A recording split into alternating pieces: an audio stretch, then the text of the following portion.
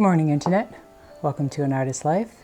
And today is Floral Friday, and I haven't done a Floral Friday in I think a couple of weeks. So I thought it would be fun to do one today. However, rather than just doing some cut flowers from the garden, I thought it would be fun to do a play on a fairy garden. I was watching Laura and Garden Answer the other day, another YouTuber I religiously watch and is a great escape. And she was making a fairy garden, and I thought, you know what, I have some interesting things. I think it might be kind of fun to make a type of fairy garden. But before we get started, I just want to say thank you to my new subscribers because I'm so excited. And again, I probably should be thanking Chateau de Lalande for that because I feel like it's such a great community, and I'm assuming many of them came from that community. But the funny thing was, my first goal was to reach 100 subscribers, and then yesterday when I posted, my next goal was to reach 150. So when I woke up this morning and saw that I had over 200, I was really quite excited. It's just, I know, again, to normal YouTubers who have thousands, if not millions, 200 sounds silly, but little goals. And it feels good because it makes me feel as if I am reaching out to the community a little bit, because many of us are still stuck at home, and to have the escape of the internet has been so beneficial, at least for myself, and I'm sure for others. So it's kind of a way, by pointing the camera at myself, I really do feel like I'm able to sit down and have a cup of coffee with you, as if you're just sitting here in my home at the table. But anyway, let's get to today's Floral Friday, which is going to be I hate to call it just a fairy garden. I'm thinking of it more as a sort of cottagecore fantasy garden, or maybe a dollhouse terrarium. I'm not sure what to call it. But let's start by, I'll finish my coffee and we'll lay out our supplies. It's a rainy day today, and let's lay out our supplies and get started. So we will get rid of the coffee cup and lay out our supplies. I figured a bit of magic is appropriate when we're doing a magical fairy garden / dollhouse terrarium. So let's get started. And I'm actually using a basic, this is just from Ikea, so this could even be considered an Ikea hack, I suppose. This is just an inexpensive Ikea greenhouse I bought probably a couple years ago. I have some other cute little greenhouses that would have worked as well, but I thought this was kind of fun because if other people wanted to try to do it, this is very easy to get delivered, and I think it was like $20 US or something. And then I have some of my antique dollhouse items. I have some various plants, and then there'll be some little friends who will be living this as well, but I'll put those in later. I have some, for soil cover, I have deer moss, I believe it's called. Reindeer moss. And because I do have moss that grows in our yard as well, but I figure if I use something that others can buy, then if someone wanted to kind of work in this vein, they would be able to. So then I also have, of course, trusty glue gun, and I have some various little plastic, these are just pot liners that you use to put under pots that I'm going to be using, and then I have a larger plastic pot liner there because in order to get these things planted in there but yet keep the low profile of this, I'm going to be hot gluing the reindeer moss onto these things so that the soil will be able to hold the plants and be watered properly. Luckily, succulents do not mind being dried out, so that's going to work to our benefit, and it's going to be in quite a sunny location, so that's also going to work to our benefit. And then this I just had to use. This is a fun little bonsai tree made of, I forget what houseplant this is. I should know that, like an umbrella plant or something. But this came in this glass pot, but I'm going to take it out and cut. I can get away with half that amount of roots, keep it lower, because I sort of wanted the idea of a magical house that's also indoor and outdoor, so the characters who will be dwelling in this world have their kitchen setup mixed in with the outside world. I mean, that's the joy of doing miniature things. Dollhouses or fairy gardens or things, you can just have the fantasy of whatever, which is also the same sort of approach I have for drawing, which is why my Chateau de Lalande children's book idea is peacocks wearing bicorn hats. But so let's get started, and I think we'll start with, we'll take this off. What's funny is I think this actually has a plastic film on it, and I've never been able to get it off, but I have a friend who bought one and she was able to do hers. I haven't been able to do it. So I'm just going to say that the foggy appearance of the glass is part of the mystery of looking in through the mist of Avalon.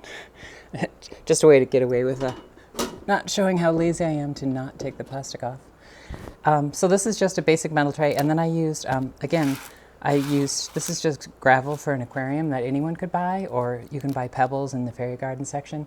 I was going to use shells and sand from my beach, but I wanted to feel as if someone wanted to recreate this, they could, and not everyone is lucky enough to have a private beach.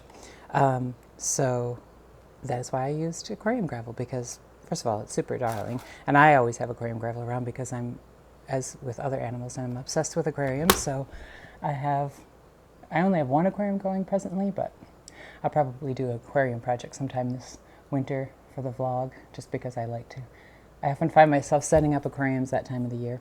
All right, well, I'm getting off track. So let's get started. I've got my glue gun, and we have the base set up here. So let's just get started with that and think about how we want to lay out the design. Luckily, this is a nice narrow triangle, and we can kind of play around and see what we come up with. So let's get started.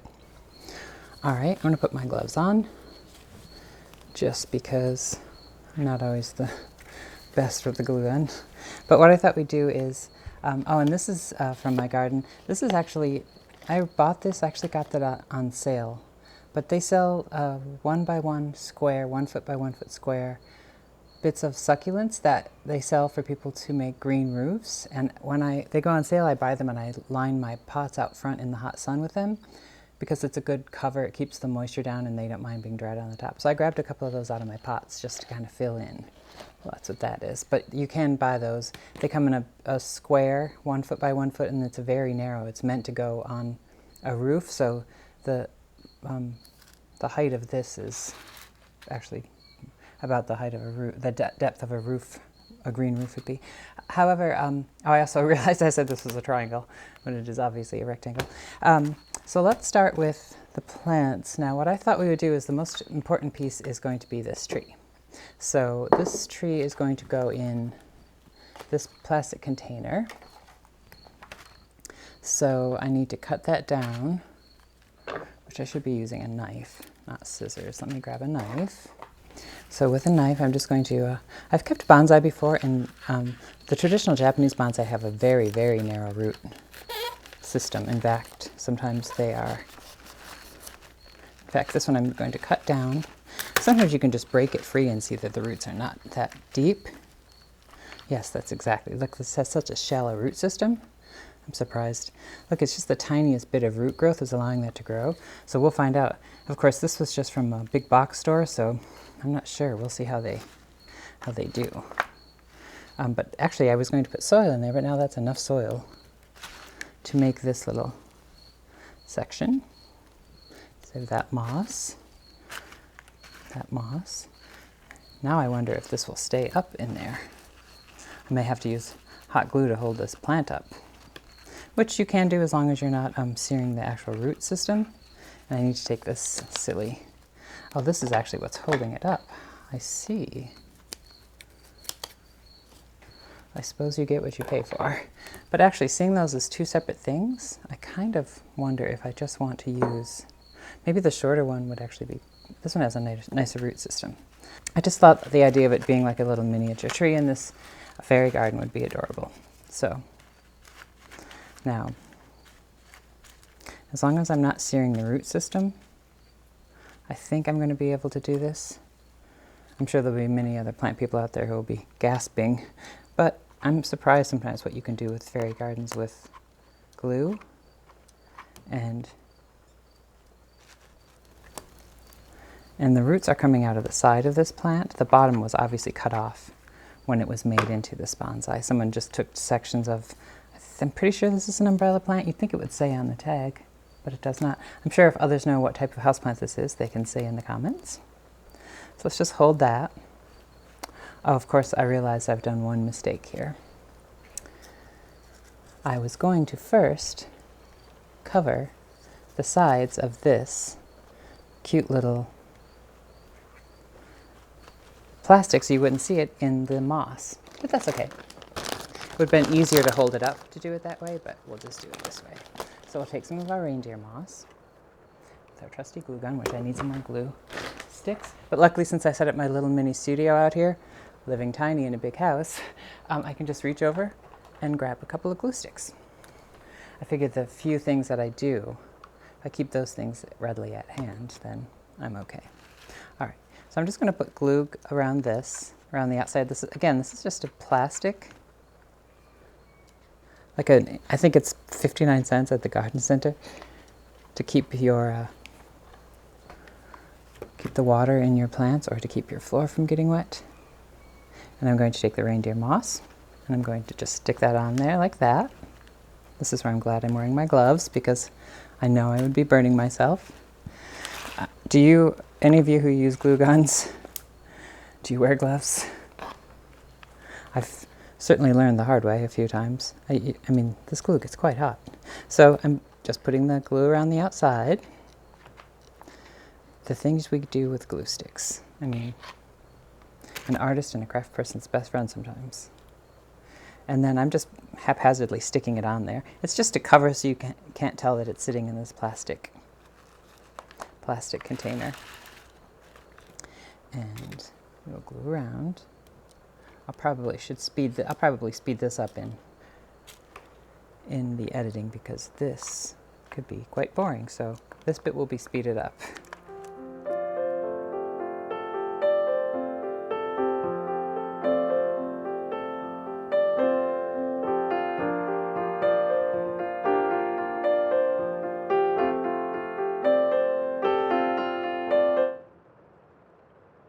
And I actually decided this is not as large as I thought it was. So I was going to fill a couple of these and have the plants be kind of spread around. But I think what I've decided instead is I planted the rest of the plants up, the succulents, in this little plastic thing that we've covered in our reindeer moss. And then I've spread some reindeer moss around it. And then basically the little focal center is just going to be the succulents and the houseplants. All of these love bright sun, which is good because that's where this is going. And you can fuss about as much as you want. Like, I have this little Japanese brush from brushes I've used to do ink things that you can kind of like brush the soil and things or the dust off of stuff if you like to do that, which I'll probably do at the end. Now for the fun part, how this is going to be, instead of just a fairy garden, a sort of miniature, magical dollhouse, fairy house. It's not going to have fairy inhabitants though. Is I'm going to take my fun little antique dollhouse things. I love miniature things, and I have a few different dollhouse pieces of furniture. I have one dollhouse, but I tend to use the furniture just on bookshelves and things because I think it's just fun to see a miniature version of something somewhere. So what I thought would be the sort of like theme of this little miniature house, because I mean, see how adorable it will be with the little house over the top of it, is we are going to make it into this magical place with miniature trees and plants, gravel path, but yet a little Welsh dresser or a kitchen cabinet. And I love this little kitchen sink I have with a little hand pump and some little dishes and things. So maybe we can set that in there like that. And then, of course, what you saw in my intro, this darling little rocker, which maybe I'll leave the book on. I should have I'll grab a little, do I have a little side table? Oh, what I do have as a side table is for those of you who may not have access to antique dollhouse furniture. There are some other things my friend and I used to collect, which are from, called Sylvanian families, I believe. It's like a little anthropomorphized animal family. They have endless types of animals, but they have little dollhouse furniture. It's not quite the same scale as traditional dollhouse, but this is their dining room table. Works as a side table. But the point being, if you want to do something like this, you could get Sylvanian families furniture, it is plastic, but it looks pretty convincingly like wood, and this is available at most toy stores or online. So again, if you want to follow along and you don't have antique dollhouse furniture, Sylvanian families are easy to get online. So let's put a little rocker. Let's use this as a little table. Now this is for I know this is very twee, and I'm sure it's far too darling for some people, but I just think it's kind of fun. And I wanted to do a different Floral Friday, but this is where the fun comes, where you can just putz and play around. And I also feel like for those of us who are still in lockdown or in the house more, we can't get away. So obviously we have YouTube to take us on holidays where other people get to go and do things. But kind of taking a miniaturized version, especially if you're in a small space, being able to shrink something down to a small scale and making a little magical world like this where the forest and the kitchen are intertwined, I think it would be a great escape. So let's just put a little teacup and saucer. Here's the book on the rocking chair. Perhaps the person's just left. We'll give them their teapot. And look at this darling little miniature flower pot. Put that on the table. Actually, maybe I'll put that up here. And this is where you can just sort of play and have fun. And you know what? Maybe there are some dishes in the sink waiting to be washed. And then this is where you can just kind of do whatever you want. I also have this is actually an aquarium plant. It's a plastic plant. I'm not a big fan of faux plants, but the aquarium plants tend to look sort of nice, and I like how they're weighted. So I can stick this in here if I wanted and just kind of play around. And then we'll put this in our sunny location. I'll kind of set it up and then we'll look at it. And then I can introduce you to the two little characters that are going to be dwelling in this, because I'm obsessed with animals, of course. Rather than putting in fairy statues, I have these darling little, and of course we live at Bunny Hall. So I have these darling little faux rabbits that actually are part of, I always do animals on one of my Christmas trees each year, so I have these two little animals, and I keep most of those ornaments out year round because I love animals. So how adorable would it be to have one of the little rabbits in here relaxing, and perhaps this little fellow is the one waiting to have his tea and a little visit. Now again, I know this is very, very twee, very, very sugary sweet, but I think escapism is good, especially during these times. And you could certainly do this without the dollhouse and the characters. You could do it even with fairy statues, as people often do for fairy gardens. You could just do it with other plants. You can also make a great arrangement like this using fruits from the garden, say aubergines or small like eggplants that are like smaller size, little fruits that you could put in here just for decoration, or you can get faux fruits and things and just kind of do a display like that. It doesn't have to be characters, but this little shape that's very much like a little house, I mean, it's just crying out to be this way. So let me shift this to where it's going to live permanently, in our window where the sun comes in. However, today's a rainy day, so you can't see the sun come in, but believe me, it really comes through in the winter. So let me move this over, and we can set it up, and you can, I'll get some footage and see if it's so twee for you or sugary you've already clicked off, or maybe you'll, like me, think, oh, it's darling, it's anthropomorphized animals. I just love getting lost in the little detail. All right, so let's go and put it in its proper place.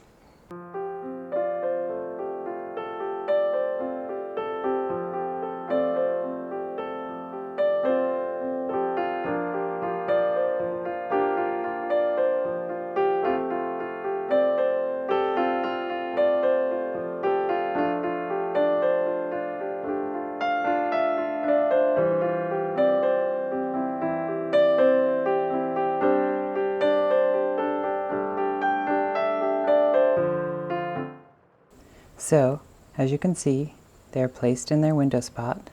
Now normally we have sunny days and the sun comes really beaming through here, so this would be better illuminated, but we're having a rainy day today, so I've had to set up some lamps. I'm not sure how good the images are, but I even left a little bit of the soil on the sink, because, I mean, if you live in nature and your kitchen is part of the woods, you'll have a little bit of soil. And because it is Floral Friday, I couldn't resist, and I had to go out and make a living bouquet to put in the teapot. I cut a little mum and one of my nepitas and some wild carrot and another little wildflower, and stuck a thimbleful of water in there. I mean, I couldn't resist. And there are, of course, little things in the cabinet with the door open, and there's our little friendly fellow waiting for his tea, which it looks like I've spilt. But what can you expect from animals? And so, there you go. A very silly little cottagecore fairy garden. Sans fairy. Although I suppose we could say the fairies turned themselves into rabbits. You can pretty much make the fantasy anything you like. And obviously, if you have children, this type of project would be so much fun. Or if you're still a child at heart like myself who's never grown up, then playing with little doll and miniature china mixed with plants is a great way to while away being shut inside. So I hope you enjoyed this silly little foray into Floral Friday as a fairy garden, or as I'm calling it, Cottagecore miniature, what am I calling it? Cottagecore miniature gardens? Dollhouse terrarium? I like dollhouse terrarium. Let's go with that. Cottagecore dollhouse terrarium. So I hope you enjoyed this odd episode of Floral Friday. And as always, please like, share, and subscribe. And thank you again to my new subscribers, because I'm very, very excited to be over 200 subscribers. And I will see you on Monday with a new video. And of course, I will also see you on the socials. I'll most likely see you in the chats and Chateau Diaries, doing it ourselves. And I know Michael is at Chateau Lalonde, so I'm sure there's going to be some fun thing that we can go and do a live chat. Also Tomas, who was there, he does live chat sometimes, so I usually hop on there. So any of those places where we can meet. I'm starting to do a little bit more Facebook, which I used to not do very often, but such kind, friendly groups there that I'll probably see you on Facebook as well.